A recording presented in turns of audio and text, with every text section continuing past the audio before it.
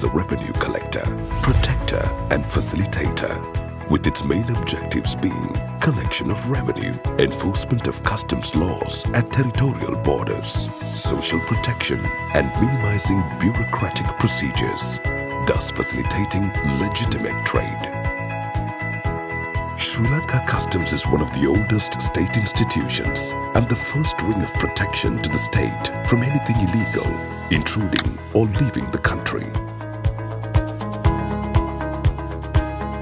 Though established in 1806 and later developing into a fully fledged state institution, customs tax collection is nothing new to Sri Lanka, since a stone inscription discovered has proved that a gatekeeper tax collection process had been in existence at locations like the ancient Godavaya harbour in Hambantota in Sri Lanka. With the emerging global trends and the increase in international trade, illegal transactions and activities like organized crime, smuggling of narcotics, drugs, intellectual property-related items, biodiversity-related wildlife, etc., and money laundering too have increased.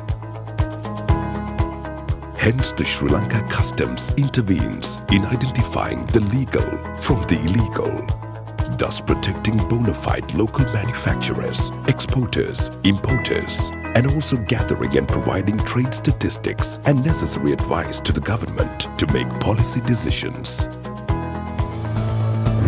According to continuous increase in trade volumes in global trading, modernization and harmonization of export, import, and transit processes have become vital.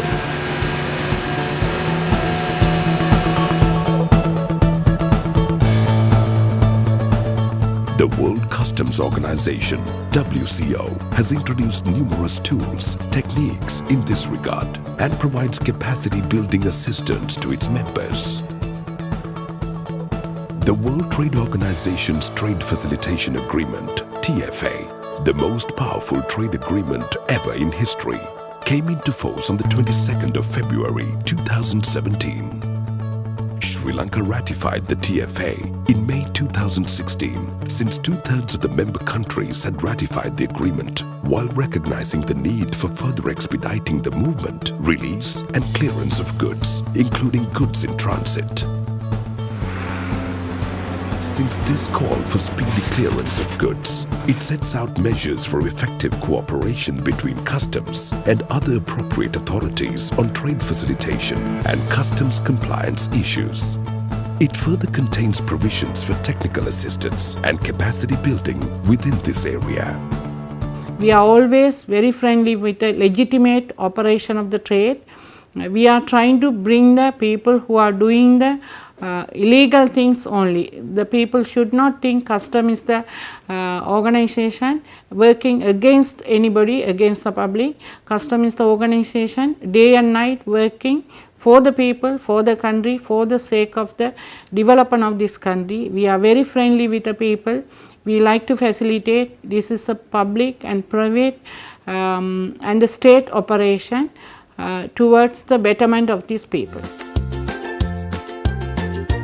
Based on the UNDP-assisted automation process, which initially began in 1993, the other modernization procedures have reached their peak in 2018. With the scanners used at present outdated, 4 ultra-modern scanners are being installed, increasing detection and significantly reducing waiting time.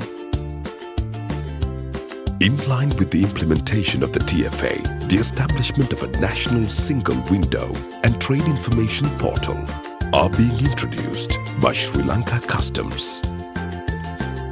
A national single window is a facility that allows all parties involved in trade and transport to lodge standardized information and documents with single entry points to fulfill all import, export and transit-related regulatory requirements. A trade information portal is a single source of information on all rules and regulations related to international trade transactions. As a result of the establishment of provincial customs offices, some of the important services could be obtained by the public from such provincial offices. For example, in Jaffna, Kurunegala, Galle, Kandy and in the Eastern Province, thus making it easier for them without having to travel to Colombo. A 24/7 single export facilitation center too has been established and is in operation now. A mega port surveillance unit concept too has been established since 2007 with the assistance of the US Customs and Border Protection. This is to ensure that imports, exports and also goods in transit are nuclear free. Steps have been taken to initiate the Authorized Economic Operator Program, from which legitimate stakeholders such as manufacturers, importers, exporters, brokers, carriers, consolidators, intermediaries, ports, airports, terminal operators, integrated operators, warehouses and distributors will benefit to the fullest. A common threat has been now seen by customs in respect of imports and export at the international borders, that is regarding the violations of intellectual property rights. One of the main objectives of the Customs Department is social protection. So, there is a common threat to the international as well as national trade, because some corrupt importers are importing intellectual property right violated or infringed items. Customs has established a separate special unit to protect the intellectual property rights of the legitimate importers.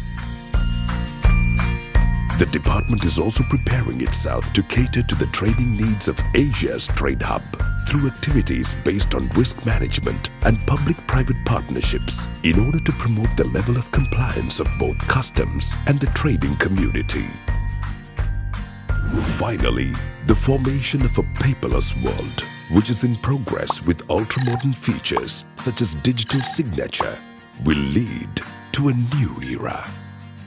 With a vision to become the best customs service in South Asia and a mission to dedicate itself to enforce revenue and social protection laws of the state while facilitating trade with the objective of contributing to the national efforts, the Customs Department's future outlook is to be in a position of compliance management and release cargo to consignees with zero delays.